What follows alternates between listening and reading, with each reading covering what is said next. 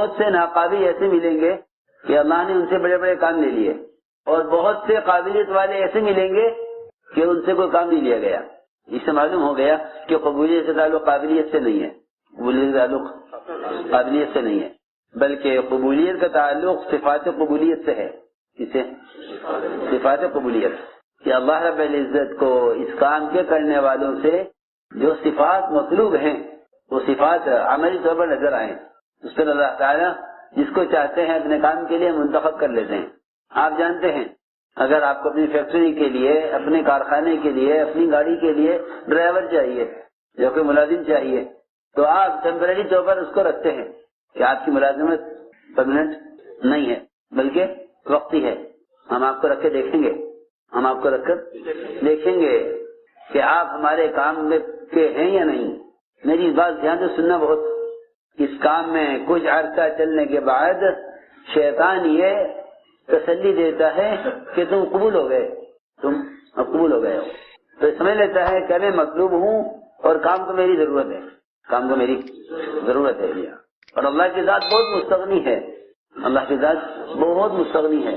اللہ تعالیٰ نے صحابہ کو نبی کی صحبت اور نصرت کے لیے منتخب کیا ہے، تو اللہ تعالیٰ خود فرماتے ہیں صحابہ کے بارے میں، اللہ فرماتے ہیں ان کے بارے میں، صحابہ کے بارے میں فرماتے ہیں اللہ تعالیٰ، حالانکہ اللہ نے خود منتخب کیا ان کو۔ اللہ تعالیٰ خود فرماتے ہیں صحابہ کے بارے میں ان تتولوا یستبدل قوما غیرکم، اگر تم نے کام نہ کیا تو ہم تمہیں ہٹائیں گے، دوسروں کو لائیں گے، تمہیں ہٹائیں گے دوسروں کو لائیں گے۔ ڈرنے کی بات ہے بہت۔ تو میں نے عرض کیا کہ اپنے آپ کو اللہ کے انتظام کے لیے قبول کرواؤ، اور قبولیت کا تعلق قابلیت سے نہیں بلکہ صفات قبولیت سے ہے۔ اللہ تعالیٰ موقع دیتے ہیں، پھر امتحان لیتے ہیں، کہ اس امتحان سے گزرو، ہم تمہارے عمل کو دیکھیں گے۔ تو وہ جو امتحان ہوتا ہے وہ امتحان بڑا سخت ہوتا ہے، اس میں ہر طرح حکم پورا کرنا ہے، اس میں یہ نہیں سوچنا ہے کہ یہ کام میرے کرنے کا ہے یا نہیں ہے، یہ کام میرے کرنے کا ہے یا نہیں ہے، یہ نہیں سوچنا۔ میں اس کی مثال دیتا ہوں سب سے پہلے کہ جو لوگ اور جو قوم، جو مخلوق اللہ کی عبادت میں سب سے آگے ہے، اس کا امتحان اتنا سخت ہے، اس کا امتحان اتنا سخت ہے۔ آپ جانتے ہیں دنیا میں جس کی پڑھائی جتنی سخت ہے اس کا امتحان بھی اتنا سخت ہے۔ سمجھ لیں پرائمری کا امتحان بہت آسان ہے، بچے سے کچھ پوچھ لیتے ہیں، بچے کچھ الٹا سیدھا جواب دے دیتے ہیں تو ان کو واہ واہ کہی جاتی ہے، شاباش بہت اچھی بات کہی، بہت اچھا جواب دیا، لیکن غلط جواب دیا ہے، اس کو ہمت افزائی کی ضرورت ہے۔ جی ہاں، لیکن اوپر کی جماعتوں کے امتحانات بڑے سخت ہوتے ہیں، ان کے امتحان کی ان کی سخت نگرانی ہوتی ہے، ان کی سخت نگرانی ہوتی ہے۔ بالکل معاملہ اللہ کے یہاں بھی اسی طرح ہے۔ اللہ رب العزت نے امتحان لیا ملائکہ کا، ایک حکم دیا فرشتوں کو کہ آدم کو سجدہ کریں، یہ امتحان بہت سخت تھا، سب نے حکم پورا کر دیا سوائے ابلیس کے، اس نے حکم پورا کرنے سے انکار کیا کہ تم یہاں سے نکل جاؤ، یہاں سے نکل جاؤ، تم کام کے نہیں ہو، کیونکہ اللہ رب العزت حکم لاتے ہیں قابلیت دیکھنے کا، صفات قبولیت دیکھنے کے لیے کہ ان میں اطاعت کتنی ہے، ان میں اطاعت کتنی ہے۔ تو یہ حکم لائے اللہ رب العزت حیثیت کے خلاف حیثیت، جی ہاں ابلیس کی ایک حیثیت تھی، اللہ حکم لائے حیثیت کے خلاف کہ سجدہ کرو آدم کو، اور سب نے سجدہ کیا سوائے ابلیس کے۔ کیوں نہیں کیا؟ کہ یہ حکم میری حیثیت کے خلاف ہے، یہ حکم میری حیثیت کے خلاف ہے، یہ مثال ہے اس کی۔ تو وہاں سے نکلا کہ یہ حکم میری حیثیت کے خلاف ہے، کہیں کہ اللہ رب العزت کے کسی بھی حکم کو اپنی حیثیت کے مقابلے میں مت دیکھو، بلکہ اللہ کے حکم کی حیثیت اللہ کے عمل کی وجہ سے سوچو کہ اللہ کا حکم ہے، اس کو پورا کرنا ہے، اس کو ہر حال میں پورا کرنا ہے، اللہ کا حکم ہے۔ ہم یہ نہیں دیکھیں گے کہ یہ حکم اس وقت پورا ہوگا یا نہیں ہوگا۔ تو اللہ رب العزت حکم لاتے ہیں کبھی حیثیت کے خلاف، تو اس امتحان میں فرشتے کامیاب ہو گئے اور ابلیس ناکام ہو گیا، کیونکہ اس نے حکم کا مقابلہ حیثیت سے کیا، اور اپنی حیثیت کا مقابلہ آدم سے کیا، انا خیر من، کہ میں ان سے بہتر ہوں، میرے ساتھ مجھے یہ حکم دینا میرے ساتھ زیادتی ہے، اس لیے میں یہ نہیں کروں گا. ہاں کوئی اور حکم دیجیے, کوئی اور حکم دیجیے. دیکھو دھیان سے بات سننا, اللہ رب العزت کے یہاں امتحان کا یہ طریقہ ہے کہ ہم حکم لائیں گے حیثیت کے خلاف, یہ دیکھنے کے لیے کہ یہ حکم پورا کرتے ہیں یا نہیں کرتے. کیونکہ اگر احکام آتے ہیں طبیعت کے مطابق, حیثیت کے مطابق, ان کو پورا کرنا کوئی کمال کی بات نہیں ہے. کمال تو یہ ہے ہم حکم لائیں گے حیثیت کے خلاف. کبھی حکم لائیں گے معمول کے خلاف, یہ دیکھنے کے لیے ان میں اطاعت کتنی ہے.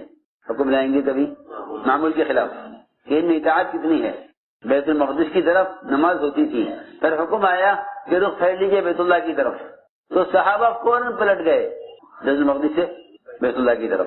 کیوں؟ ہم دیکھنا چاہتے تھے کہ کون رسول کا اتباع کرتا ہے اور کون اپنی رائے پر اڑ جاتا ہے, یا اپنی رائے پر یا اپنے قبلے پر اڑ جاتا ہے.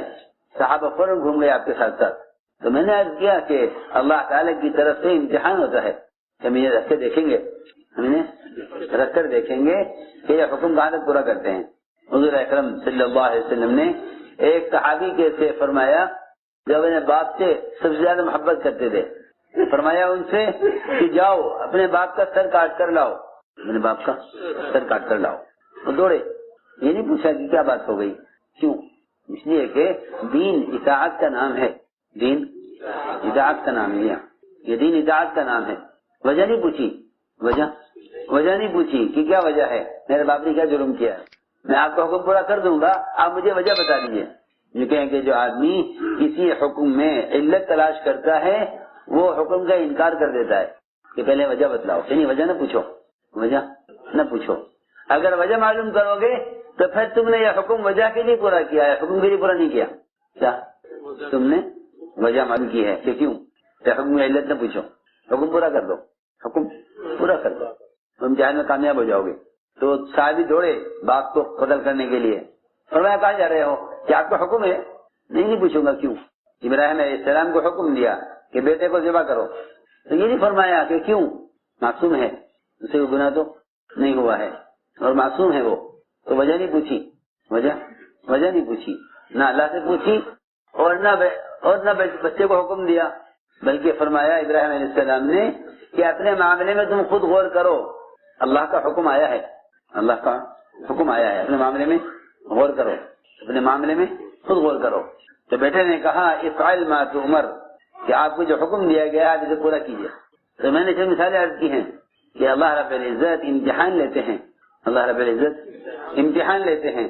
کبھی حکم لائیں گے حیثیت کے خلاف, کبھی حکم لائیں گے جذبے کے خلاف, کبھی حکم لائیں گے معمول کے خلاف, کبھی حکم لائیں گے صحابہ کی اپنی چاہت کے خلاف. حدیبیہ میں صحابہ کا جذبہ عمرہ کرنے کا تھا, حکم آیا کہ واپس جانا ہے, واپس جاؤ, حکم پورا کرو, حکم پورا کرو. تو میں نے عرض کیا کہ بہت سی چیزیں طبیعت کے خلاف آتی ہیں, ان کو برداشت کر لینا یہ قبولیت کا راستہ ہے. ان کو برداشت کرنا اور ان کو پورا کرنا یہ قبولیت کا راستہ ہے. تو جو حکم انکار کر دیتے ہیں وہ اللہ کے یہاں قابل قبول نہیں ہوتے, وہ اللہ کے یہاں قابل قبول نہیں ہوتے. کہ اللہ کے یہاں قبولیت کے لیے قابلیت شرط ہے, اور قابلیت پیدا ہوتی ہے اطاعت سے, قابلیت پیدا ہوتی ہے اطاعت سے, یہ قابلیت پیدا ہوتی ہے اطاعت سے. کہ اللہ تعالیٰ کا جو حکم ہے تو حکم پورا ہو, جو حکم ہے وہ حکم پورا ہو. اس لیے اس راستے میں ترقی کا اور قبولیت کا سب سے بنیادی سبب اور سب سے بنیادی صفت وہ صبر ہے. وہ کیا ہے؟ صبر ہے. جی ہاں, اس سے بنیادی چیز صبر ہے. صحابہ کرام فرماتے ہیں کہ ہم نے سب سے زیادہ خیریں جو پائی ہیں وہ صبر میں پائی ہیں, ناگواریوں کو برداشت کرنے میں, ناگواریوں کو برداشت کرنے میں. کہ ترقی کا سب سے بنیادی سبب وہ صبر کرنا ہے, ترقی کا بنیادی سبب صبر کرنا ہے. اور فرمایا کہ صبر علامات نبوت میں سے ہیں. صبر کسی سے ہے؟ علامات نبوت, نبی کے نبی ہونے کی علامت صبر ہے. جو حضور اکرم صلی اللہ علیہ وسلم کی صفات کو اپنی کتابوں میں پڑھا کرتے تھے یہود اور نصارہ, وہ آ کر آپ کو صبر میں آزمایا کرتے تھے, آپ کو صبر میں آزماتے تھے, آپ کے ساتھ زیادتی کرتے تھے دیکھنے کے لیے کہ آپ کے اندر صبر کتنا ہے. آپ کے ساتھ زیادتی کرتے تھے آپ کے صبر کو جانچنے کے لیے کہ آپ میں صبر کتنا ہے. آپ صلی اللہ علیہ وسلم اپنے صبر سے اسلام اور اپنے صبر سے نبوت سمجھایا کرتے تھے، اس لیے کہ داعی کے مزاج میں انتقام نہیں ہوتا، داعی کے مزاج میں صبر ہوتا ہے، داعی کے مزاج میں صبر ہوتا ہے، انتقام نہیں۔ کیوں؟ اس لیے کہ وہ ہدایت کا طالب ہے، امت کی ہدایت کے لیے بھیجے گئے ہیں، تو یہ ہدایت کے لیے بھیجے گئے ہیں کہ وہ انتقام کا جذبہ نہیں رکھیں گے۔ انتقام کا جذبہ تو ہلاکت کو کے لیے تیار کرتا ہے، انتقام کے جذبے سے ہلاکت کا جذبہ پیدا ہوتا ہے، اور یہ کہیں کہ درگزر کرنے صبر کرنے سے ہدایت کا جذبہ پیدا ہوتا ہے۔ یہ دو الگ الگ جذبے ہیں، ایک ہلاکت کا جذبہ قوم کی اور ایک قوم کی ہدایت کا جذبہ، کہ نبی صبر کے ذریعے ہدایت کا جذبہ پیدا کرتے ہیں قوم میں بھی، اپنے ماننے والوں میں بھی، اور انبیاء علیہ السلام صبر کے ذریعے ترقی کرتے ہیں۔ میں نے عرض کیا کہ اپنے آپ کو اللہ کے یہاں قبول کرانے کے لیے بنیادی صفت صبر ہے، ورنہ غیر آپ کو آ کے آزماتے تھے صبر میں، کہ دیکھو یہ صبر میں کیسے ہیں، یہ صبر میں کیسے ہیں۔ حضور اکرم صلی اللہ علیہ وسلم صبر کے ذریعے بتلاتے تھے کہ ہم کیا چاہتے ہیں، ہم کیا چاہتے ہیں۔ آپ کے صبر سے معلوم ہوتا تھا کہ آپ کیا چاہتے ہیں، جی ہاں، اور ہماری بے صبری سے معلوم ہوتا ہے کہ ہم کیا چاہتے ہیں۔ ہاں بھائی دھیان سے سننا بات، انبیاء کے صبر سے قومیں سمجھ جاتی ہے کہ کیا چاہتے ہیں۔ انبیاء علیہ السلام قوم کی ہدایت چاہتے ہیں، قوم ہدایت کو نبی کے صبر سے سمجھتی تھی، قوم ہدایت کو نبی کے صبر سے، یہ قوم ہدایت کو نبی کے صبر سے سمجھتی تھی کہ یہ ہم سے کیا چاہتے ہیں۔ اس لیے حضور اکرم صلی اللہ علیہ وسلم کو آزمایا کرتے تھے، آ کر غیر آ کر آپ کو آزماتے تھے صبر میں، کہ دیکھیں ان میں صبر کتنا ہے۔ زید ابن ثانہ یہودی عالم تھے، انہوں نے سنا حضور اکرم صلی اللہ علیہ وسلم کے بارے میں، اور آئے اور آپ کو دیکھا اور دیکھ کر سمجھے کہ ہاں یہ نبی ہیں، لیکن یقین نہیں ہوا، یقین نہیں آیا، کیونکہ ہم نے اپنی کتابوں میں دیکھا تھا کہ وہ نبی ایسے ہوں گے کہ ان کے ساتھ جتنی زیادتی کی جائے گی ان کے اندر صبر اور تحمل اتنا زیادہ ہوگا، صبر و تحمل اتنا زیادہ ہوگا۔ اس چیز کو دیکھنے کے لیے زید بن ثانہ نے حضور اکرم صلی اللہ علیہ وسلم کے ساتھ زیادتی کی، آپ کے ساتھ زیادتی کی۔ دیکھیں کہ یہ جواب میں کیا کرتے ہیں، یہ جواب میں کیا کرتے ہیں، کہ یہ جواب میں کیا کرتے ہیں۔ چنانچہ حضور اکرم صلی اللہ علیہ وسلم کو ایک علاقے پر کہ مسلمانوں پر مال تقسیم کرنے کے لیے مال کی ضرورت تھی، تو آپ نے قرض مال چاہا، انہوں نے بطور قرض مال پیش کیا آپ کو زید بن ثانہ نے، اور یہ کہا یہ مال آپ لیجئے اور یہ آپ استعمال کر لیجئے، اور مجھے اس کے بدلے میں کھجوریں دے دیں۔ چنانچہ ایک تاریخ طے ہو گئی کہ اس تاریخ میں آپ کو سونے کے بدلے کھجوریں، آپ ان کو کھجوریں دیں گے، وہ تاریخ طے ہو گئی، وہ تاریخ طے ہوئی۔ اس کے وقت کے آنے سے 3 دن پہلے زید بن ثانہ نے آپ کو دیکھا، آپ بقی میں تھے، زید بن ثانہ نے آ کر آپ کی گریبان پکڑا، آپ کو دھکا دیا اور آپ سے سخت لہجے میں بات کی، آپ سے سخت لہجے میں بات کی، بڑی سخت بات آپ سے کی، آپ کو دھکا دیا اور یہ بھی کہا کہ تم قریشی ٹال مٹول کرتے ہو، وقت پر قرض ادا نہیں کرتے، حالانکہ ابھی 3 دن باقی تھے قرض کی ادائیگی میں۔ عمر رضی اللہ تعالیٰ عنہ یہ سارا منظر دیکھ رہے تھے، سارا منظر حضرت عمر دیکھ رہے تھے یہ کیا ہو رہا ہے۔ حضرت عمر رضی اللہ تعالیٰ عنہ نے تلوار نکالی اور یہ عرض کیا مجھے اجازت دیجیے میں اس کو قتل کر دوں، میں اس کو قتل کر دوں۔ حضور اکرم صلی اللہ علیہ وسلم نے حضرت عمر رضی اللہ تعالیٰ عنہ کو دبایا۔ ہاں یہ نہیں کہ یہ میرے مسئول ہیں اور یہ میری پارٹی کے لوگ ہیں، آج کل لوگ اپنی حمایت کرنے والوں کو نوازتے ہیں اور ستانے والوں سے بدل لیتے ہیں، اس سے امت نہیں بنتی، اس سے امت نہیں بنتی، اس سے فرقے بنتے ہیں، سارے گروپ اس سے بنتے ہیں کہ اپنے ستانے والوں سے مقابلہ کرو اور ساتھ دینے والوں کو نوازو۔ یہ طریقہ نہیں ہے، نبوت کا طریقہ دوسرا ملے گا۔ نبوت کا طریقہ یہ ملے گا کہ جو آپ پر جان دینے والے ہیں ان کی جان مال تو کام میں لگائیں، ان کو تو آپ کچھ نہیں دیتے، اور جو آپ کو ستانے والے ہیں آپ ان پر احسان کرتے تھے، ستانے والوں پر احسان، ستانے والوں پر احسان، ستانے والوں پر احسان کریں، اور کام کرنے والوں کو اور آپ کا ساتھ دینے والوں کو کہ آپ ساتھ دینے والوں کو دبا کر رکھیں، ان کو کام دیں کہ تم کام کرو۔ سنو، انصار کام کرنے والے تھے، انصار کام کرنے والے تھے، اور مکے والے آپ کو ستانے والے تھے، مکے والے ستانے والے تھے۔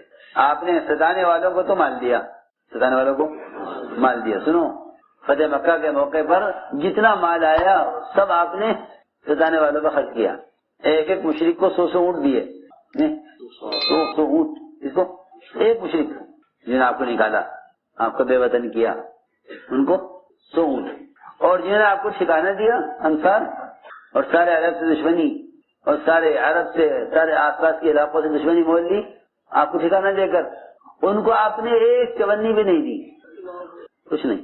یہ بہت سمجھنے کی بات ہے، اس لیے کہ پرانے ساتھیوں کو شکایت یہ ہوتی ہے کہ ہمیں پوچھا نہیں جاتا، ہمیں پوچھا نہیں جاتا۔ جو اپنے پوچھے جانے کے منتظر ہوتے ہیں وہ کام سے بیٹھ جاتے ہیں، ہمیں کوئی پوچھے ایسے لوگ کام سے بیٹھ جاتے ہیں۔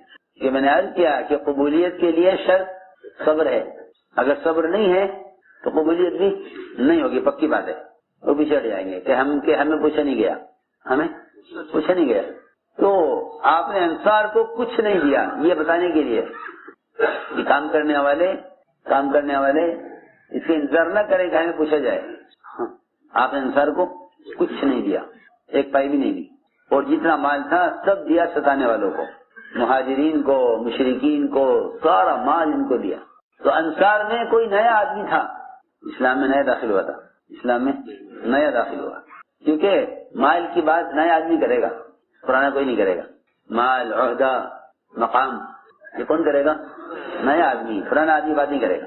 اس لیے کہ جو جتنا پرانا ہوتا جاتا ہے اس کے لیے آخرت اتنی قریب ہوتی جاتی ہے، پرانا ہونا آخرت کے قریب، جی ہاں، اور نیا دنیا کے قریب، نیا دنیا کی زیادہ قریب ہوتا ہے، اور پرانا آخرت کے۔ پرانا ہونے کا مطلب یہی ہے کہ جو جتنا پرانا ہوگا اس میں آخرت کا اتنا خوف زیادہ ہوگا، آخرت کا خوف زیادہ ہوگا۔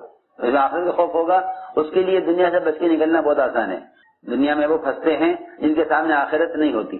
تو ایک نیا آدمی انصار میں، اس کی زبان سے یہ نکل گیا، اس کی زبان سے یہ نکلا کہ سارا مال آپ نے مشرکین کو اور کفار کو اور جو نئے اسلام میں داخل ہوئے مہاجرین اور مہاجرین کو، ان کو مال دیا، ہمیں کچھ نہیں دیا۔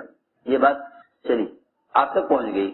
حضور اکرم صلی اللہ علیہ وسلم نے انصار کو جمع کیا اور آپ تشریف لے گئے، اور کہا آپ نے انصار سے کہ اے انصار، تم کیا چاہتے ہو؟ اگر تمام لوگ جانور اور مال سونا چاندی اپنے گھروں میں لے جائیں اور تم اللہ کے رسول کو لے جاؤ اپنے گھر میں، کیا چاہتے ہو؟ انصار روئے اور رو کر یہ کہا کہ نہیں، ہم تو صرف اللہ کے رسول کو چاہتے ہیں۔ فرمایا آپ نے کہ تم میں سے کس نے یہ بات کہی ہے؟ انصار نے کہا کہ کسی نئے آدمی نے یہ بات کہی ہوگی، پرانے میں سے کسی نے یہ بات نہیں کہی۔ آپ نے یہ بتلایا کہ پرانے کون ہوتے ہیں؟ کہ پرانے وہ ہوتے ہیں جو مال کا مطالبہ نہیں کرتے۔ تو میں نے عرض کیا حضور اکرم صلی اللہ علیہ وسلم نے یہ اس کی امت کو تربیت دی تھی، اس کی امت کو تربیت دی کہ اگر پوچھا نہ جائے تو مخلصین وہی ہوتے ہیں کہ کھو جائے تو کوئی تلاش نہ کرے، مل جائے تو کوئی پرواہ نہ کرے، کھو جائے تو کوئی تلاش نہ کرے، مل جائے تو کوئی پرواہ نہ کرے۔ مخلصین اپنے آپ کو چھپاتے ہیں، مخلصین اپنے آپ کو چھپاتے ہیں، جی ہاں۔ سلمان فارسی رضی اللہ تعالیٰ عنہ کو ان کی زیارت و ملاقات کے لیے 2 آدمی گئے ان کے گاؤں میں، پوچھا لوگوں سے کہ یہاں صحابی ہوتے ہیں؟ سلمان فارسی کے ہاں موجود ہیں، یہ گھر ہے ان کا، ملاقات کر لو۔ ہو گئے تلاش کرتے کرتے گھر ان کے موجود تھے، ملاقات ہوئی، سلام کیا، پوچھا کہ آپ صحابی ہیں؟ کہا کہ نہیں، میں تو صحابی نہیں ہوں، میں صحابی نہیں ہوں۔ پوچھا آپ سلمان فارسی ہیں؟ کہ ہاں میرا نام سلمان فارسی تو ہے مگر میں صحابی نہیں ہوں۔ حالانکہ جس شخص نے ایمان کے ساتھ ایک مرتبہ حضور اکرم صلی اللہ علیہ وسلم کو دیکھ لیا وہ صحابی ہو گیا۔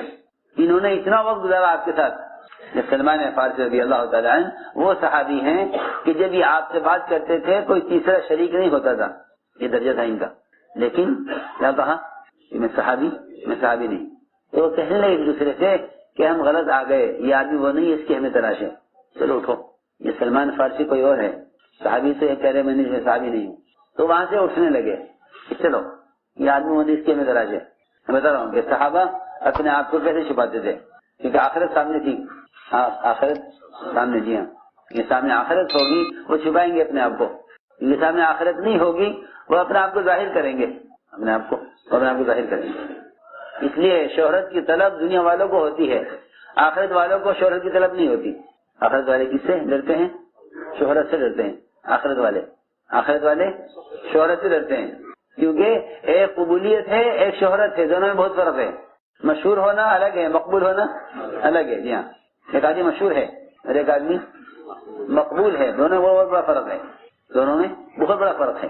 دیکھو یاد رکھنا کہ مقبولیت تو ہوتی ہے محبت کے ساتھ، مقبولیت ہوتی ہے محبت کے ساتھ. جی ہاں سنو، کیونکہ اللہ رب العزت آسمان سے اعلان کرتے ہیں کہ فلاں ابن فلاں سے اللہ محبت کرتے ہیں، لوگوں تم بھی اس سے محبت کرو. یہ اعلان کہاں سے ہوتا ہے؟ آسمان سے. جی ہاں، یہ حدیث میں ہے. ایک آسمان پر، پھر دوسرے آسمان پر، پھر تیسرے آسمان پر، یہاں تک کہ آسمان دنیا پر اعلان آتا ہے، پھر زمین میں وہ اعلان اتارا جاتا ہے لوگوں کے دلوں میں کہ فلاں ابن فلاں سے اللہ محبت کرتے ہیں، تم بھی اس سے محبت کرو. عجیب بات ہے، تم بھی اس سے محبت کرو. میری بات یاد رکھنا کہ اگر یہ صفات چھپ کر بھی آدمی کو عبادت کرے گا تو اللہ رب العزت اس کی محبت لوگوں کے دل میں ڈالیں گے، چاہے انہوں نے اس کو عبادت کرتے ہوئے نہ دیکھا ہو. اور چھپ کر بھی کوئی گناہ کرے گا تو اللہ دل میں نفرت ڈال دیں گے اس کی، چاہے اس کے گناہ کو کسی نے دیکھا نہ ہو. اس کی گناہ کو کسی نے دیکھا نہ ہو. کوئی آدمی چھپ کر گناہ کرے، کوئی آدمی چھپ کر گناہ کرے کہ اس کی نفرت لوگوں کے دل میں بیٹھ جائے گی، حالانکہ ان کو اس کو گناہ کرتے ہوئے دیکھا نہیں ہے. اور کوئی چھپ کر عبادت کرے، کوئی چھپ کر عبادت کرے، اللہ رب العزت اس سے محبت کریں گے اور مخلوق اس سے محبت کرے گی، چاہے انہوں نے اس کے یہ عبادت کرتے ہوئے نہ دیکھا ہو. یہ اصل بات ہے. تو صحابہ کرام شہرت سے اپنے آپ کو چھپاتے تھے. انہوں نے کہا کہ میں صحابی نہیں ہوں. وہاں سے اٹھے تو یہ کہنے لگے کہ آپ سلمان فارسی نہیں ہیں؟ تو ہوں، نام میرا وہی ہے. آپ نے رسول کو نہیں دیکھا؟ کیا دیکھا ہے؟ یہ دیکھا ہے. تو آپ صاحب سے بھی انکار کر رہے ہیں. اور بیٹھ گئے، دونوں بیٹھ گئے. تو یہ فرمایا سلمان فارسی رضی اللہ تعالیٰ عنہ نے کہ دیکھو صحابی تو ہونے کا فیصلہ تو جب ہوگا جب آپ کے ساتھ جنت میں داخلہ ہو جائے، آپ کے ساتھ جنت میں داخلہ ہو جائے. اس سے پہلے کوئی کہے ہم صحابی؟ اگر آپ کے ساتھ داخلہ ہو گیا جنت میں کیسے کہہ سکتے ہیں صحابی؟ عبداللہ بن عامر العاص رضی اللہ تعالیٰ عنہ جب موت کا وقت قریب آیا تو رونے لگے. لوگوں نے تسلی دی، کیوں رو رہے؟ آپ کو تو بڑے موقع ملے ہیں، بڑی جنگیں آپ نے لڑی ہیں اور بڑے کارنامے آپ نے انجام دیا، آپ کیوں گھبرا رہے؟ تو فرمانے لگے کہ ہم پر 3 دور گزرے ہیں. ایک دور گزرا ہے ہم پر کفر کا، اسلام سے پہلے، اس وقت مر جاتے تو یقیناً جہنم میں جاتے. اور ایک دور گزرا ہم پر اسلام کا، اور اسلام کا دور گزرا ہے فقر کا. اسلام کا دور فقر کا، اس کا فقر کا، غربت کا، تنگی کا، فاقے کا. اگر اس دور میں مر جاتے تو یقیناً جنت میں جاتے. اس کے بعد استقبال کا زمانہ آ گیا، پھر مال آ گیا، عہدے آ گئے. تو اب نہیں معلوم کہ جنت کا فیصلہ ہوگا یا جہنم کا. یعنی کہ جتنا پرانا ہو جائے اتنا مطمئن ہو جائے، یعنی جتنا پرانا ہو اتنا بے فکر ہو کہ نہیں، جتنا پرانا ہے اتنا فکر. ہمارے 3 دور گزرے ہم پر، ایک کفر کا، دوسرے اسلام کا اور فقر کا، اور تیسرے مال اور استقبال کا. اس دور میں ہم جیسے جا رہے ہیں، جس دور میں مال اور استقبال آ گیا، پتہ نہیں کیا ہوگا آخرت میں. تو ہم نے آج کیا ہے کہ صحابہ اپنے آپ کو چھپاتے تھے. تو یہ فرمایا حضرت سلمان فارسی رضی اللہ تعالیٰ عنہ نے کہ میں نہیں کہہ سکتا کہ میں صحابی ہوں جب تک آپ کے ساتھ حشر نہ ہو جائے، جب تک جنت میں داخلہ نہ ہو جائے. تو میں نے عرض کیا کہ شہرت اور قبولیت میں بہت بڑا فرق ہے. آدمی مشہور ہو مقبول بھی ہو، یہ نہیں ہو سکتا. مشہور بھی ہو مقبول بھی ہو، یہ نہیں ہو سکتا. یہ قبولیت اور شہرت الگ الگ چیزیں ہیں. قبولیت کا تعلق صفات سے ہے، قبولیت کا تعلق صفات سے ہے. اس لیے ہم نے عرض کیا کہ حضور اکرم صلی اللہ علیہ وسلم نے اپنے صحابہ کو صبر کا عادی بنایا. صحابہ کو آپ نے صبر کا عادی بنایا. تو زید بن ثانیہ نے یہ دیکھنا چاہا تھا کہ آپ نبی ہیں یا نہیں. آپ کے ساتھ زیادتی کی تو آپ نے یہ دکھلایا کہ ہمارے یہاں زیادتی کا بدلہ زیادتی سے نہیں ہوتا، ہمارا یہاں زیادتی کا بدلہ احسان سے ہوتا ہے. دیکھو یہ بہت ضروری بات ہے. زیادتی کا بدلہ احسان سے. احسان کرو تاکہ تمہیں سزانے والا سمجھے کہ تم کیا چاہتے ہو. میری بات ذرا دھیان سے سننا. آدمی جس سے محبت کرنا چاہتا ہے وہ اس کو تکلیفیں دے کر آزماتا ہے، کہ یہ مجھے چھوڑنے والا تو نہیں ہے. اگر چھوڑنے والا ہے تو تکلیف سے مجھے چھوڑ دے گا، جس کو تکلیف دوں گا تو مجھے چھوڑ دے گا. اگر یہ سچا ہے تو تکلیفوں کے باوجود مجھے چھوڑے گا نہیں, اور اگر یہ اپنی چاہت میں مخلص نہیں ہے تو یہ مجھے چھوڑ دے گا. یہ اصول ہے یہ محبت کرنے والوں کا, کہ عاشق کو معشوق ستاتا ہے کہنے کے لیے, یہ اس کی طلب کا امتحان لینے کے لیے کہ اس میں طلب سچی ہے یا جھوٹی ہے. ہاں میں مثال دے رہا ہوں, بہت تکلیفیں دیتا ہے. جو سچی محبت کرنے والے ہوتے ہیں وہ برداشت کرتے ہیں, وہ برداشت کرتے ہیں یہاں تک کہ وہ جان لیتا ہے کہ یہ مجھ سے محبت کرنے میں سچا ہے. انبیاء کی ابتلا کی اصل وجہ یہی ہے کہ اللہ تعالیٰ نے اپنا محبوب بنانے کے لیے ان کو اس سے گزارتے ہیں, ان کو اس سے گزارتے ہیں. تو انبیاء علیہ السلام یہ سارے حکم پورے کر کے دکھلاتے ہیں, پھر اللہ ان کو منتخب کرتے ہیں. انی جاعلک للناس اماما, کہ ابراہیم ہم نے تمہیں امام بنا دیا کیونکہ تم نے کام پورا کر دیا. فاتمہن, احکام کو پورا کرنا اور صفات کو اندر پورا کرنا. اصل بات یہ ہے, تو میں نے عرض کیا کہ زید بن ثعلبہ نے آپ کو آزمایا تو آپ نے بتلایا کہ ہاں ہم نبی ہیں. کیوں کہ ہم تو ہدایت چاہتے ہیں, ہم تو ہدایت چاہتے ہیں. تو آپ نے احسان کیا ان پر, حضرت عمر پر احسان نہیں کیا, حضرت عمر پر احسان نہیں کیا. سنو غور سے, یہ نہیں فرمایا عمر تم نے میرا ساتھ دیا تم یہ لے لو, یہ نہیں, بلکہ آپ نے حضرت عمر کو ہی ڈانٹا, لو تمہارے جانثار تمہارے ساتھ دینے والے, آپ ہمارے عمر ہی کیا کیا تم نے, اس کو تلوار دکھلا دی. یہ نہیں فرمایا کہ عمر دیکھا اس نے کیا کیا میرے ساتھ.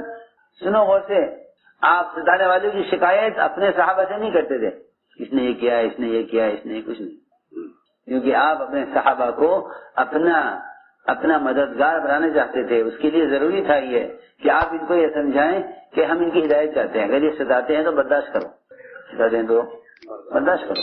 اور یہی ہوا کہ آپ نے عمر سے فرمایا عمر ہی کیا کیا تم نے, جس کو تم نے تلوار کیوں دکھلائی. مجھ سے کہتے میں اس کا حق ادا کروں, مجھ سے کہتے میں اس کا حق ادا کروں, اور اس سے کہتے کہ یہ اپنے حق کا مطالبہ اسلامی طریقے سے کرے. اس کو بتاؤ کہ اسلام میں مطالبہ کرنے کا کیا طریقہ ہے, اس کو ادب سکھلاؤ, اس کو ادب سکھلاؤ. دیکھو کتنی اچھی بات ہے, اس کو ادب سکھلاؤ, کیونکہ یہ بیچارہ واقف نہیں ہے, یہ واقف نہیں ہے اسلام کے طریقوں سے. جاہل کا طریقہ ہے کہ گریبان پکڑ لیا, دھکا دے دیا, یہ جاہلوں کا طریقہ ہے کہ اپنی بات کو منوانے کے لیے لڑو. نہیں, لڑائی تو تبلیغ میں ہے ہی نہیں. جی ہاں, اصول کے لیے لڑنا یہ تو سب سے بڑی بے اصولی ہے. سب سے بڑا بے عقل بے اصول ہے وہ جو اصول کے لیے لڑے. یہ کیوں لڑ رہا ہے, تو اصول کے لیے کیوں لڑ رہے, اصول کے لیے. سب سے بڑا بے اصولی ہے جو کس کے لیے لڑے, اصول کے لیے. یہ حماقت ہے. یہ لوگ اس کو سمجھتے ہیں کہ ہم امانت کی حفاظت کر رہے ہیں, حالانکہ امانت کو ضائع کریں. جو اصول کے لیے لڑائی کریں وہ امانت کو کرنے والے ہیں. جو لڑیں گے کے لیے, اصول کے لیے نہیں, وہ امانت کو ضائع کرنے والے ہیں. کوئی بھی ہو, نبی کی تعلیم یہ نہیں ہے. نبی کی تعلیم یہ ہے کہ جو بے اصولی کرے اس کو اصول کی تعلیم دو, اصول کی تعلیم دو. جی ہاں, آپ بے اصولی کرنے والوں کو تعلیم دیتے تھے. دو طرح کی ہوتی ہے بے اصولیاں. بے اصولیاں دو طرح کی, بلکہ تین طرح کی ہوتی ہیں. ایک غلطی کرنا شریعت میں, غلطی کرنا شریعت میں, ایک غلطی کرنا دعوت میں, ایک غلطی کرنا زیادتی کرنا کسی کے ساتھ, ایک زیادتی کرنا شریعت میں, ایک غلطی کرنا دعوت کے کام میں, ایک زیادتی کرنا اپنے ساتھیوں کے ساتھ, زیادتی کرنا ساتھیوں کے ساتھ. تو حضور اکرم صلی اللہ علیہ وسلم نے ان تینوں لائن کی غلطیوں میں غلط کرنے والے کے ساتھ کیا معاملہ کیا جائے اس کی تعلیم دی ہے. جی ہاں, تعلیم ہے نا آپ کی. تو امت کو دین سکھانا ہوگا تو کس کے طریقے پر سکھلاؤ گے, آخر کے طریقوں پر کہ نہیں, نبی کے طریقے پر. جیسے نماز آپ کے طریقے پر ہے اس طرح تعلیم بھی آپ کے طریقے پر ہے. سمجھے بات, جیسے نماز آپ کے طریقے پر, جو نماز آپ کے طریقے پر نہیں ہے وہ نماز نہیں ہے, وہ نماز نہیں ہے جو آپ کے طریقے پر نہیں ہے. اسی طرح دعوت اور تعلیم بھی وہ طریقہ, وہ آپ کی تعلیم و دعوت نہیں ہے جو آپ کے طریقے پر نہیں ہے. تین لائن کی میں نے غلطی بتائی, ایک شریعت میں, ایک دعوت میں, ہاں, اور دوسرے تیسرے ساتھیوں کے ساتھ. آپ نے تینوں کا طریقہ بتایا کہ تعلیم کیسے دی جا رہی. تو پہلی غلطی تو شریعت میں, پہلی غلطی شریعت میں. ایک آدمی نے مسجد میں پیشاب کیا, غلطی کی اس نے شریعت میں غلطی کی. تو صحابہ دوڑے پکڑنے کے لیے, مارنے کے لیے, کہ پکڑو اسے, روکو, مسجد پیشاب کر رہا. تو آپ نے صحابہ کو ہٹایا، روک دیا کہ نہیں نہیں نہیں ہٹ جاؤ، اس کے پیشاب پورا کرنے دو، پیشاب پورا کرنے دو. اس لیے کہ ایک مسلمان کو پیشاب کی تکلیف ہو، ایک مسلمان کو پیشاب کی تکلیف ہو، یہ مسجد کے ناپاک ہونے سے زیادہ بڑا ہے. سنیے بات، مسلمان کو کیا ہو، پیشاب کی تکلیف، پیشاب کر رہا، پیشاب شروع کر دیا اس نے تو روکنا ممکن ہے بیچ میں؟ نہیں، اس کو تکلیف ہوگی کہ مسجد سے پیشاب کو بیچ میں روک کر باہر نکلے، چل کے جاوے باہر، باقی پیشاب باہر جا کے کرو، ایسا ہو سکتا ہے کہ نہیں ہو سکتا. جی ہاں، ایک مسلمان کو پیشاب روکنے کی تکلیف دینا مسجد کے ناپاک ہونے سے زیادہ بڑا ہے. سمجھ بات؟ کیونکہ ایک مسلمان کا مقام بیت اللہ سے اونچا ہے اور مسجد بیت اللہ سے ادنا ہے. ساری دنیا کی مسجدیں بیت اللہ کے تابع ہیں، ادنا ہے. ارے مسلمان کا درجہ بیت اللہ سے اونچا ہے.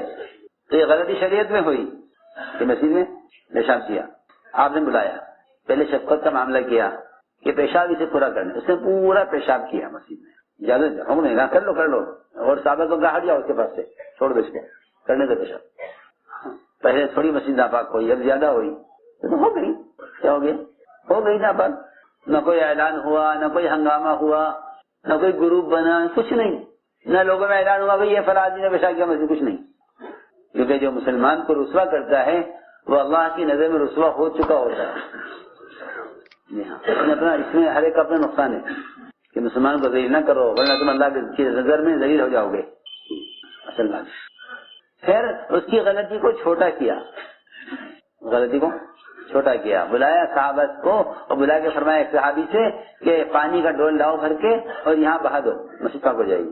بس پھر اس کو بلایا، اس کو تعلیم دی کہ غلطی کرنے والوں کو تعلیم دو. یہ نہیں کہ غلطی کرنے والوں کا مقابلہ کرو، یہ نہیں. بلایا اس کو تعلیم دی کہ مسجد پیشاب پخانے کے لیے نہیں ہے، مسجد تو ذکر عبادت کے لیے اور تلاوت کے لیے، یہ اس کے لیے ہے، مسجد عمل کے لیے ہے، پیشاب پخانے کے لیے نہیں ہے. بس یہ غلطی کس میں ہوئی؟ شریعت میں. یہاں تو یہ طریقہ بتایا کہ تم ان کو تعلیم دو شفقت کے ساتھ. تیسری غلطی بے اصولی. دوسری غلطی دعوت میں. حضرت حاتب رضی اللہ تعالیٰ عنہ نے مکے والوں کو خط لکھ دیا چھپا کر کہ اللہ کے رسول صلی اللہ علیہ وسلم مکے پر حملہ کرنے والے ہیں. بہت بڑی غلطی ہے، بہت بڑی غلطی، بہت بڑی بے اصولی ہے. یہ مسلمانوں کے جو چھپ کر تیاری کر رہے تھے مکے پر حملہ کرنے کی، اس کی کفار کو خبر کر دی. جو ہمارا یہ میں اسے قتل کر دوں، اس نے بہت بڑی غلطی کی ہے، اس کو قتل. یہ منافق ہے، آپ کا راز کھولا مشرکین پر، یہ منافق ہے، یہ ان کے ساتھ ہے، آپ کے ساتھ نہیں ہے. یہ مطلب تھا حضرت عمر کا کہ اس کو قتل کر دوں. فرمایا نہیں عمر، پوچھو اس سے کیا بات ہے، ایسا کیوں کیا؟ انہوں نے صاف بات بتائی کہ میں اسلام سے مرتد نہیں ہوا، اللہ کی مدد آپ کے ساتھ حق ہے. میں نے تو اپنے بچوں پر حفاظت کے لیے وہاں کے مشرکین پر احسان کیا ہے. آپ نے کیا فرمایا کہ ہاں یہ سچ بول رہا ہے، اس کی بات قبول کر لو. کیا کر رہا؟ سچ بول رہا ہے. کتنی بڑی غلطی کی؟ بہت بڑی غلطی. مجھے اس سے بڑی غلطی نہیں ملی کوئی صحابہ کی سیرت میں، اس سے بڑی غلطی کوئی نہیں ملی. جی ہاں، کوئی زنا کر لے، کوئی چوری کر لے، کوئی شراب پی لے، یہ سب چھوٹی غلطی ہے. لیکن مسلمانوں کی تیاری کی خبر کو فارغ کرنا بہت بڑی غلطی. تو عمر نے فرمایا میں اسے قتل کر دوں، منافق ہے یہ. فرمایا نہیں، کچھ اس سے کیوں کیا؟ یہ بات تھی. آپ نے فرمایا کہ یہ سچ بول رہا ہے، یہ سچ بول رہا ہے. جی ہاں، دیکھو بہت بڑی بات ہے یہ کہ جب کوئی تمہارے سامنے اپنا عذر پیش کرے تو اس کے عذر کو مان لو اور قبول کر لو. جی ہاں، کیونکہ دین کی حفاظت تو اللہ کرنے والے ہیں. یہ تھوڑی کہ اس درجے کو نقصان ہوگا، اس درجے کو نقصان ہوگا، کوئی نہیں. جس طرح اللہ تعالیٰ قرآن کے محافظ ہیں، دین کے محافظ ہیں، دعوت کے محافظ ہیں، ایسے ہی جی ہاں اللہ پکی بات ہے کہ اللہ تعالیٰ جس طرح قرآن کے محافظ ہیں، دین کے محافظ ہیں، دعوت کے بھی محافظ ہیں. وہ نہیں ہے کہ ان کو نکال دو، ان سے کام کو نقصان ہو گیا. ہاں بالکل نہیں. نقصان کیسے ہو جاتا؟ انہوں نے خط لکھا کفار کو، وہ خط راستے میں پکڑا گیا. کیسے؟ اللہ نے وحی بھیجی آپ پر، اللہ نے آپ پر نہیں بھیجی کہ ایک عورت ہے فلاں فلاں مقام پر ہے، اس وقت مدینے سے روانہ ہو گئی ہے، اس کے پاس خط ہے، حاتم نے خط لکھا ہے، اس کو بھیجا ہے، وہ ختم ہوا. حضرت عثمان حضرت مقداد گئے گھوڑے پر سوار ہو کر, وہی میری وہ عورت حق سے کرا لی اس نے. اللہ نے تو حفاظت کر لی. جی ہاں, اللہ تو حفاظت کرے اور کام کرنے والے کیا کہیں کام کو نقصان ہوگا اس کو نکال دو. عجیب بات ہے, اس کو نکال دے کیونکہ یہ کام کو نقصان پہنچا رہا. جی ہاں, حالانکہ اللہ کرے حفاظت کرا تم کام کرو. اللہ تو فرمائے کہ حفاظت میں کر رہا ہوں تم کام کرو. اور یہ کیا کہیں اسے نکالو, اس سے کام کو نقصان ہوگا. اتنا بڑا نقصان ہوتا اگر خط پہنچ جاتا لیکن پھر بھی نقصان نہ ہوتا, کیونکہ جو دین کے کام کو نقصان پہنچاتے ہیں کہ اللہ تعالیٰ ان سے خود نمٹتے ہیں. اللہ ان سے خود نمٹتے ہیں. جی ہاں, اللہ کے نبی کی اور نبی کے بعد کام کرنے والوں کی اللہ خود مدد کرنے والے ہیں. اللہ خود مدد کرنے والے ہیں. سنو کہ اللہ خود مدد کرنے والے ہیں. تو میں نے ایک بات یہ اور عرض کی ہے, یہ دعوت میں غلطی ہے, بے اصولی. آپ نے کیا کیا, عمر تم اسے کیسے قبضہ کر سکتے ہو؟ یہ تو بدری صحابی ہے. کیا ہے؟ ہاں, یہ نہیں کہا کہ بدری صحابی تو کیا ہوگا, غلطی ہو گئی نکال دو گے. نہیں, بدری صحابی ہے کہ جب کسی سے غلطی ہو ساتھیوں میں سے تو ان کی قربانیوں کو یاد کرو, کوتاہیوں کو نہیں. ان کی قربانیاں یاد کرو, کوتاہیوں کو یاد کرو. قربانیاں یاد کرو, ان کی کیا قربانیاں ہیں, کوتاہیاں نہیں دیکھو. ہمارے کہ بدری صحابی ہیں. اللہ فرما چکا ہے بدر کے بارے میں, اہل بدر تم جو چاہو کرو میں تمہیں معاف کر چکا. اللہ نے فرما دیا معاشی تم قد غفرت لکم. یہ مثال ہے, کام میں بے اصولی ہو گئی. تیسری بات ہے کہ کوئی آپ کو ستاوے, کوئی آپ کو ستائے, آپ کیا کریں کہ آپ ستانے والے سے بدلہ نہ لیں بلکہ اس پر احسان کریں. تو یہ موقع اس کا تھا کہ عمر رضی اللہ عنہ طرف نکالی کہ زید بن ثانیہ کو قتل کر دیں. اب ہمارے عمر کیا کیا تم نے, اس کو اسلام میں طریقہ بتاؤ کہ اسلام میں اپنے حق کا مطالبہ کیسے کیا جاتا ہے. حق کا مطالبہ کیسے کیا جاتا ہے, ایک بات. اور مجھ سے کہو کہ میں اس کا حق ادا کروں, اس لیے کہ حق والے کو اپنے حق کا مطالبہ کرنے کا پورا حق حاصل ہے. تم جاؤ ان کو لے جاؤ اور ان کو ان کا حق دو اور ان کو 20 سا کھجوریں زیادہ دو. ان کو ان کا حق دو, 20 سا کھجوریں زیادہ دو. ان کو لے جاؤ, ان کو ان کا حق دے دو اور 20 سا کھجوریں زیادہ دو. یہ کہہ کر عمر نے ہسبینڈ لے گئے ان کو اور ان کو ان کا حق دیا, 20 سا کھجوریں زیادہ دی. تو کہنے لگے کہ عمر میرا حق تو پورا ہو گیا, قرضہ میرا پورا ہو گیا, کہ زائد کیوں دے رہے ہو؟ کہ زائد اس لیے دے رہا ہوں کہ مجھے حضور اکرم صلی اللہ علیہ وسلم نے حکم دیا ہے کہ تم نے اس کو ستایا ہے, اس کو تم نے قتل کی دھمکی دی ہے, اس پر احسان کرو. یہ نہیں کہ ہمارے ساتھ کیا کیا, اس کا کوئی ذکر نہیں. تم نے اس کے ساتھ کیا کیا؟ سنو, احسان اذیت کے بدلے میں احسان. تو زید بن ثانیہ نے فوراً کلمہ پڑھا, اشہد ان لا الہ الا اللہ. جو وہ یہودی تھے اسلام میں داخل ہوئے. حضرت نے فرمایا کہ زید نے عالم ہوتے ہوئے جہاد کی حرکت کی. کہنے لگے عمر بات یہ ہے, میں تو آپ کو دیکھتے شکل سے سمجھ گیا تھا کہ نبی ہیں, لیکن ہماری کتاب میں لکھا ہوا ہے کہ ان کے ساتھ جتنی زیادتی کی جائے گی ان کے صبر میں اتنا اضافہ ہوگا. وہ میں دیکھنا چاہتا تھا, وہ میں دیکھنا چاہتا تھا. ان کے ساتھ معاملہ کر کے تو میں نے عرض کیا کہ اپنے آپ کو اللہ کے یہاں قبول کرواؤ. قبول کے تعلق وہ صفت قبولیت سے ہے جس میں سب سے بنیادی چیز صبر ہے. جی ہاں, کہ اس راستے میں صبر کرنا ایسا لازم ہے جیسا گاڑی کے لیے پیٹرول لازم ہے. گاڑی کے لیے پیٹرول لازم ہے. وہ اندر پیٹرول جلتا ہے, مشین میں پیٹرول کیا ہوتا ہے, جلتا ہے. جی ہاں, کہ اس طرح صبر سے دل دکھتا ہے کہ اس راستے میں چلنے کا ایندھن ہے, جیسے تیل گاڑی کے چلانے کے لیے ایندھن ہے. جہاں تیل ختم وہاں سفر ختم. اسی طرح تبلیغ میں ہے, جہاں صبر ختم ہو جائے گا وہاں ان کا سفر بھی ختم ہو جائے گا. ہاں پکی بات ہے, چھوڑ جائے گا کام. کہ صبر نہیں ہوتا, صبر نہیں ہوتا. کہ صبر کی مثال ہے کہ صبر کی کوئی مدت نہیں ہے. دعوت میں صبر کی مدت نہیں ہے. ہاں, دعوت میں صبر کی مدت نہیں ہے. اس طرح کفر میں خواہش کی مدت نہیں ہے کہ بھائی کتنے سال ہمیں خواہش پوری کرنی ہے, نہیں, تو موت تک. کافر کے لیے دنیا خواہش کی جگہ موت تک ہے, اور مومن کے لیے صبر کا میدان موت تک ہے. جی ہاں, دونوں کے لیے میدان ہے. کافر کے لیے خواہش کا میدان موت تک, اور مومن کے لیے صبر کا میدان موت تک. جی ہاں, حضور اکرم صلی اللہ علیہ وسلم نے حضرت ابو ذر سے یہی فرمایا تھا کہ ابو ذر تم صبر کرتے رہنا یہاں تک کہ ہم سے مل لینا قیامت میں ملاقات ہونے پر صبر ہوگی تم سے. اس وقت تک صبر کرنا. 2 4 5 سال 6 سال کچھ نہیں بتا کے گئے. ہاں یہ سمجھنے کی بات ہے کہ ہم صبر کب تک کریں. ہم صبر کب تک کریں کہ صبر کی تبلیغ میں دعوت میں کوئی مدت نہیں ہے. صبر کی دعوت میں کوئی مدت نہیں ہے. حضور اکرم صلی اللہ علیہ وسلم کی زندگی سے آپ کے طریقوں سے صبر سیکھو. جی ہاں تو صبر ایندھن ہے. یہ بڑی صفت ہے کہ اللہ کی یہاں قبولیت کے لیے سب سے بنیادی صفت یہ ہے کیونکہ صبر سے تربیت ہوتی ہے. صبر سے تربیت ہوتی ہے اور صبر سے ترقی ہوتی ہے. کہ حضور اکرم صلی اللہ علیہ وسلم میں جو حالات آئے ہیں وہ آپ کو نوازنے کے لیے آئے ہیں. آپ نے فرمایا کہ جو ہمارے راستے کی طرف آئے اس پر حالات اور اس پر مصائب اس پانی کے سیل سے زیادہ قوت سے آتے ہیں جو پانی پہاڑ کی چوٹی سے نیچے کی طرف آتا ہے. پہاڑ کی چوٹی سے لیکن ہم نے جھرنے چلتے ہیں پانی کے اوپر سے نیچے. اس پانی کے اندر بڑی قوت ہوتی ہے.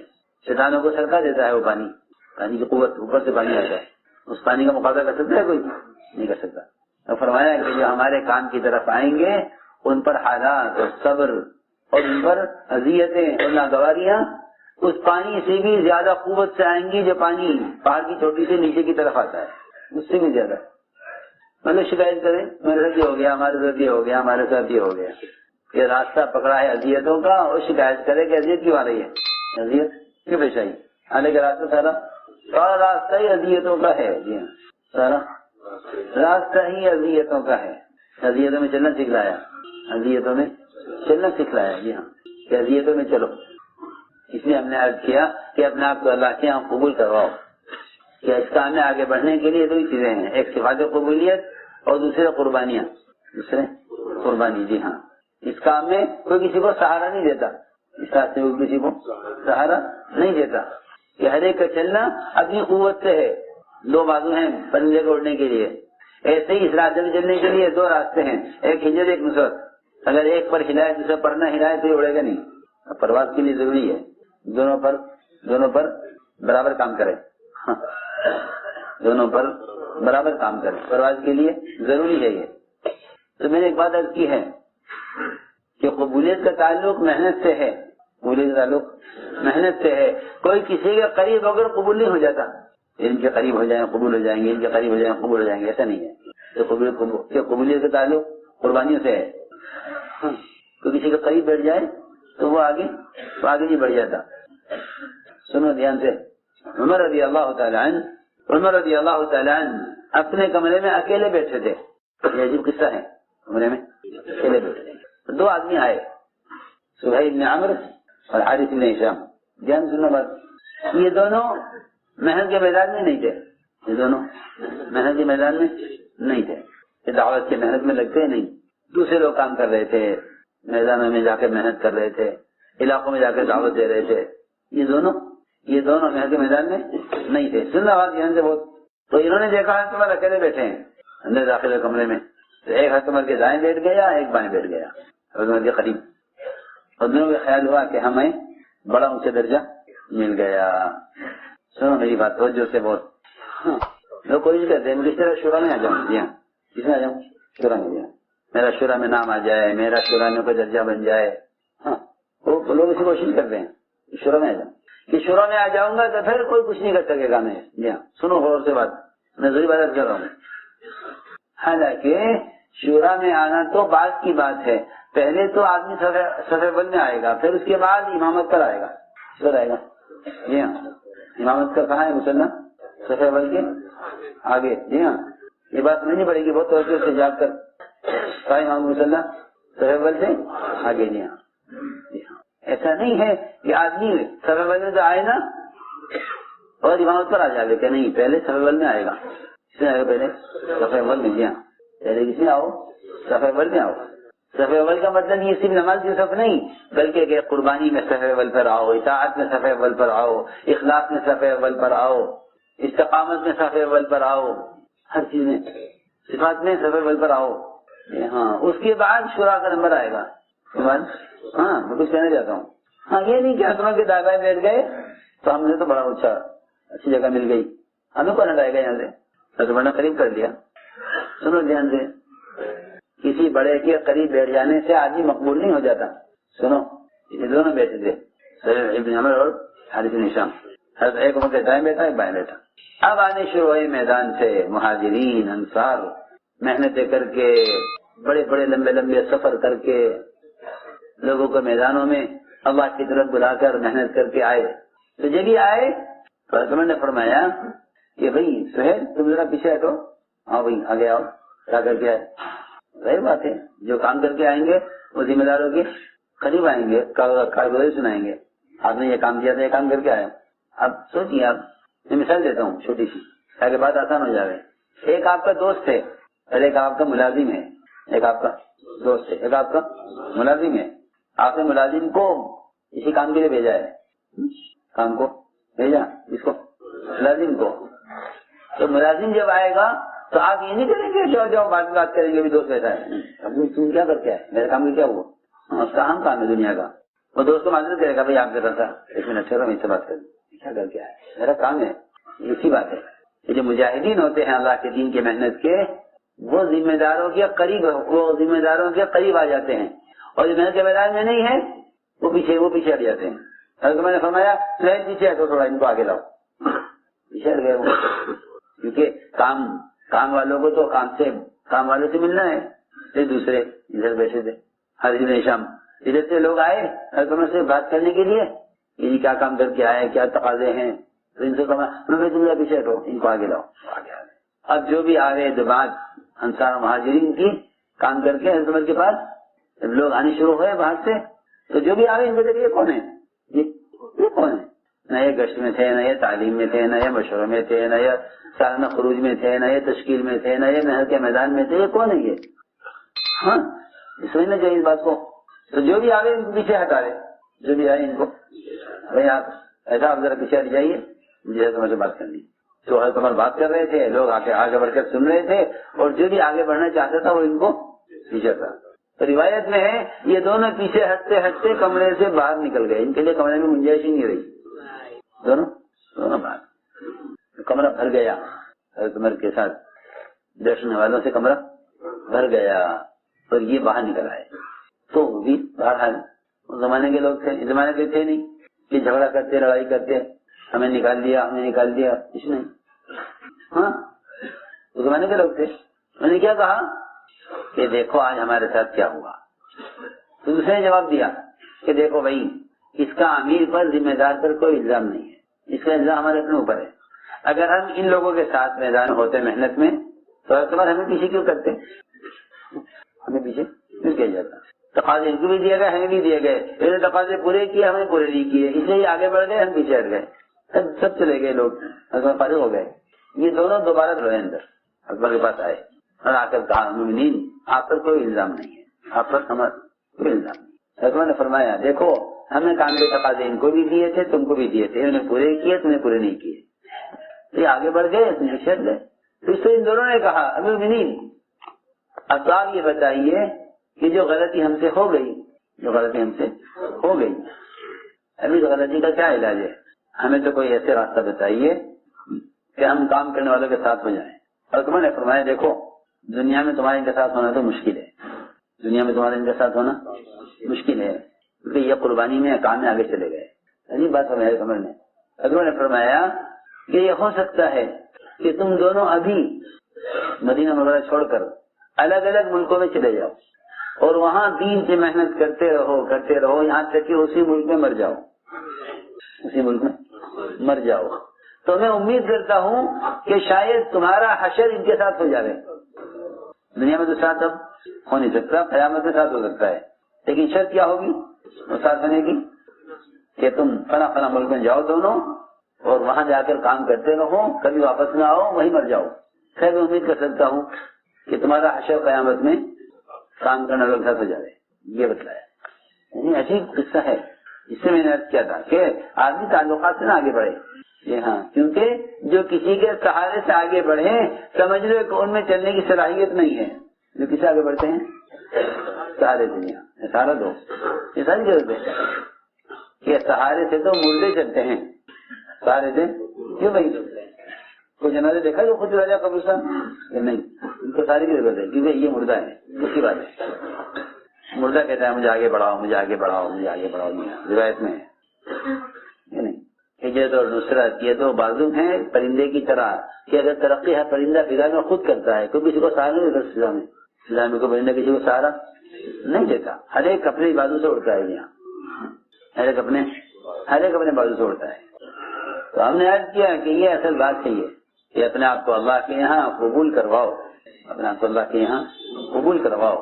اور قبولیت صفات قبولیت سے ہے، قبولیت صفات قبولیت سے ہے، کیونکہ اللہ رب العزت آزماتے ہیں، اللہ آزماتے ہیں۔ اس آزمائش میں جو احکام مانگیں گے وہ طبیعت کے خلاف آئیں گے، احکام آئیں گے وہ طبیعت کے خلاف، مزاج کے خلاف، معمول کے خلاف، کہ دیکھیں کہ تم پورا کرتے ہو یا نہیں، پورا کرتے ہو یا نہیں۔ اگر تم پورا کر لو گے تو ہم تمہیں منتخب کر لیں گے، ہم تمہیں منتخب کر لیں گے، اور اگر تم نے اس سے انکار کیا، تم نے اس سے انکار کیا کہ کوئی معمولی حکم بھی ہو تو معمولی حکم کو بھی معمولی مت سمجھو، معمولی حکم کو بھی معمولی مت سمجھو، کسی سنت کو کسی حکم کو حقیر نہ سمجھو، اس لیے کہ اس سے کسی حکم کو ہلکا سمجھنے کی وجہ سے جو کام کرنے کی صلاحیت ہے وہ ختم ہو جاتی ہے۔ سنو غور سے، کسی کام کو اگر کیا سمجھو گے، ہلکا سمجھا، حقیر سمجھا، تو اس کی صلاحیت کرنے کی صلاحیت ختم ہو جائے گی۔ میں اس سے واقعہ سناتا ہوں تاکہ اندازہ ہو جائے اس مثال سے۔ میری بات ہو جو سننا، کوئی چھوٹی چھوٹی سنت آدمی اپنی جان بچانے کے لیے یا ٹوکنے والے کو چپ کرنے کے لیے، کس کو؟ ٹوکنے والے کو چپ کرنے کے لیے، میری بات وجہ سننا بہت جاگ کر، یہ بہت عام بات ہے۔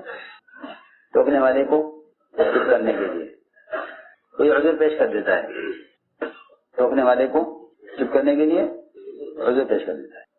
جب اللہ کے راستے میں نکلنے کی تشکیل ہوا کرتی تھی صحابہ کی، تو منافقین عذر پیش کرتے تھے، جھوٹے عذر پیش کرتے تھے، انکار تو نہیں کرتے تھے، مگر اس انکار کے بجائے جھوٹا عذر۔ سنو غور سے، کبھی کہیں گے گرمی زیادہ ہے، اللہ نے فرمایا جہنم زیادہ گرم ہے، کبھی کہیں گے کہ باغات تیار ہیں، موقع نہیں نکلنے کا نہیں ہے، کبھی کہیں گے گھر غیر محفوظ ہیں، بہت سے آزار۔ دھیان سے سنو بہت بات، کہ ٹوکنے والے کو خاموش کرنے کے لیے کوئی جھوٹا عذر پیش کر دے تو اس سے عمل کی صلاحیت ختم ہو جاتی ہے۔ میں اس کے لیے واقعات کرتا ہوں، اس سے معلوم ہوگا۔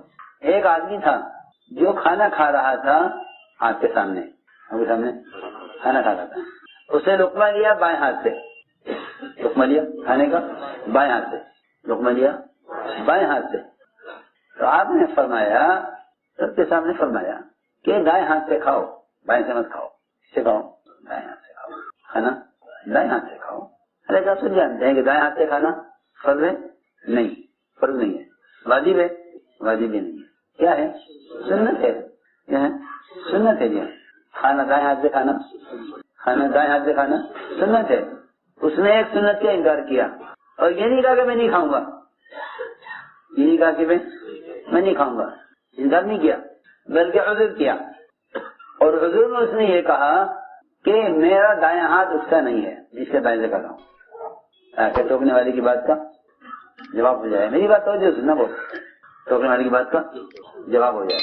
تو اس نے اس سنت کے انکار کے لیے یہ کہا کہ میرا دائیں ہاتھ نہیں اٹھتا ہے اس لیے میں بائیں سے کھا رہا ہوں، تاکہ آپ کی بات کا جواب ہو جائے۔ تو آپ نے بددعا دی اس آدمی کو آپ نے بددعا دی اور فرمایا کہ اللہ کرے تیرا دائیں ہاتھ کبھی نہ اٹھے۔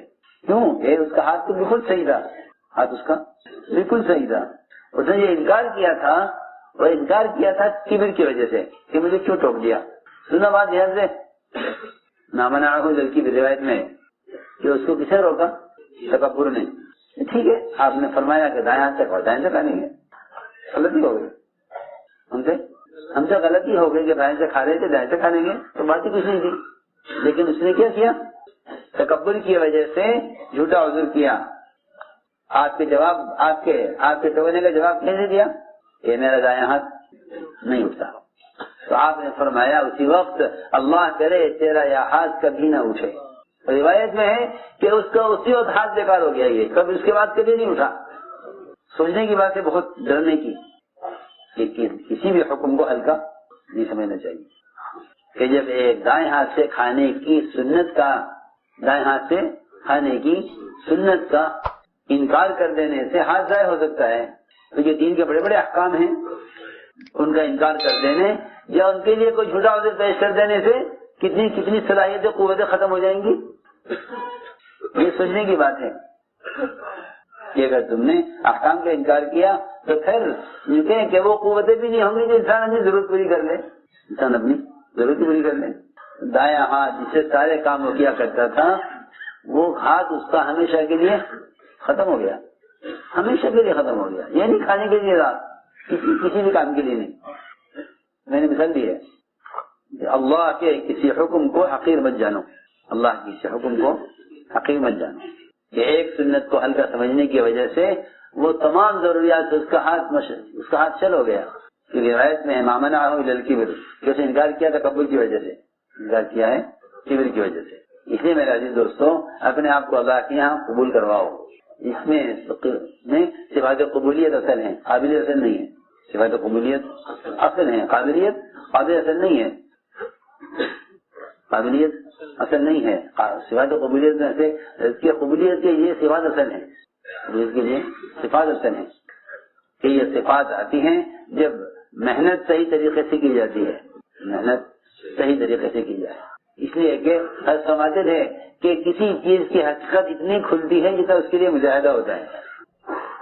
اہل دنیا پر جو کچھ کھلا ہے وہ ان کے دنیاوی لائن کے مجاہدے سے کھلا ہے. جیسا مجاہدہ ایسا مکاشفہ, مکاشفہ ہوتا ہے مجاہدے کے بقدر. جیسا مجاہدہ ویسا مکاشفہ. ایک مجاہدہ زمیندار کا ہے کہ وہ زمین سے کیا چاہتا ہے, غلہ چاہتا ہے. جی ہاں, کاشتکار, کاشتکار. اس کا مجاہدہ کتنا ہے کہ وہ زمین کے اتنا ہی اندر جاتا ہے جہاں اس کو بیج ڈالنا ہے, بس چند انچ پر, 1 فٹ پر, بس جہاں اس کو بیج ڈالنا ہے.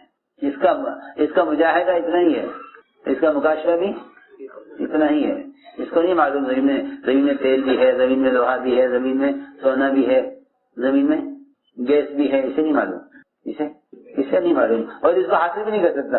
کہ اگر آپ کو زمین سے گیس اور زمین کے اندر سے کوئلہ اور پتھر اور زمین کے اندر سے سونا چاندی نکالنا ہے تو پھر محنت کا میدان اس سے کہیں زیادہ بڑا ہے.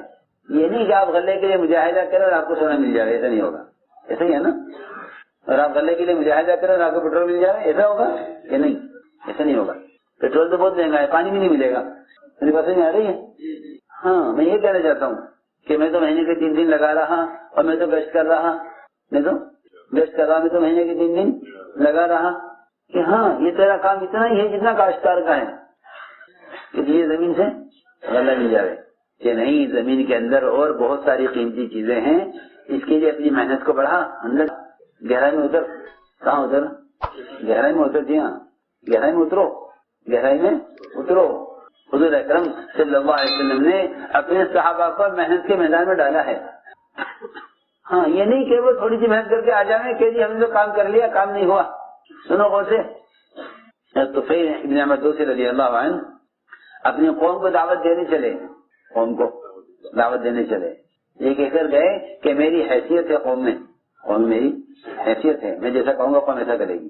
میں کہ نہیں, کام کرو, محنت کرو. کہ نہیں, میں کہوں گا ان سے اور وہ اسلام میں داخل سب ہو جائیں گے, کیونکہ وہ میری بات مانیں گے. میری قوم میں چلتی ہے, میں اپنی قوت کا استعمال کروں گا. حیثیت ہے میری حیثیت ہے قوم میں. جی ہاں, ایسی اسی طرح روایت میں میری قوم میں چلتی ہے, میری قوم میں چلتی ہے. تو گئے, قوم کو دعوت دی, سب نے انکار کر دیا. قوم میں ہم اسلام نہیں لائیں گے, اسلام نہیں. یہ واپس آئے, آ کر عرض کیا کہ آپ دعا کر دیجیے ان سب کے لیے ہلاک ہو جائیں سب. میں نے دعوت دی, اسلام سے انکار کر رہے ہیں. میں نہیں, جاؤ محنت کرو قوم میں. پھر یہ فرمایا کہ طفیل, لوگ کانوں کی طرح ہوتے ہیں, سونے چاندی کی کانوں کی طرح. سونے چاندی کی کانیں ہوتی ہے نا, سونے چاندی کانوں کی طرح ہیں. تم جاؤ محنت کرو, جا کر محنت کرو.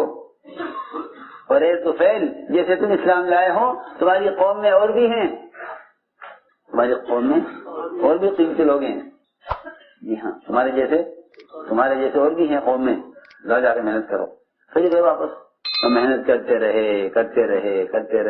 آپ نے ہجرت بھی کر لی، غزوہ خندق بھی ہو گیا، احد بھی ہو گیا، بدر بھی ہو گیا، اور یہ قوم میں محنت کرتے رہے. یہاں تک کہ خیبر کے موقع پر 80 خاندان اپنی قوم کی اسلام میں داخل کر کے لے کے آئے. 80 خاندان میں نے اس پر بدر کی دی کہ ہو گیا، ہم تو گشت کر لیا، ملاقاتیں کر لی تو ہو گیا. ایسا نہیں ہے، سارا عالم محنت کا میدان ہے، سارا عالم محنت کا میدان ہے. جو کام کے اعتبار سے جہاں تک پہنچ گیا یہاں سے آگے بڑھے. جی ہاں، قربانی کے حصہ میں آگے آؤ. فرماتے تھے میں اس کام سے چاہتا ہوں کہ حضور اکرم صلی اللہ علیہ وسلم امت کو جہاں چھوڑ کر گئے تھے امت وہاں پہنچے جہاں آپ چھوڑ کر گئے امت وہاں پہنچے. اس لیے میں نے عرض کیا کہ محنت کا میدان بہت بڑا ہے. یہ نہیں کہ ہمارا معمول پورا ہو رہا ہے، یہ نہیں، زمین کے اندر اور بھی قیمتی چیزیں ہیں، اور نیچے اترو. جن کو سونا چاندی ہاتھ لگ جاتا ہے وہ دیکھیں گے غلے کو کہ ان کو تو غلے سے زیادہ اچھا غلہ ملے گا. یہ میں کرنا چاہتا ہوں، یہ قیمتی جواہر ہیں اندر. جا کے محنت کی تو سارے محدثین کے امام ابو ہریرہ انہی کی قوم میں سے آئے جن کی ہلاکت کے لیے بدعا کرانے کے لیے راستے آئے تھے. یہ آئے تھے کس لیے؟ ہلاکت کی بدعا کر دیں، ہلاک ہو جائیں. نہیں، جاؤ محنت کرو. تو کون آئے ان کی قوم میں سے؟ ابو ہریرہ. جی ہاں، سب سے بڑے حدیث کے امام اور حافظ کون؟ جی ہاں، سب سے بڑے محدث صحابہ میں ابو ہریرہ انہی کے قوم میں سے. ہم نے عرض کیا کہ محنت کا میدان بہت بڑا ہے، محنت کا میدان بہت بڑا ہے. اپنے آپ کو کام کے تقاضوں میں اور قربانی میں آگے لاؤ، کام کے تقاضوں میں قربانی میں آگے لاؤ. جی ہاں، کہ قدم پر قدم اٹھاؤ.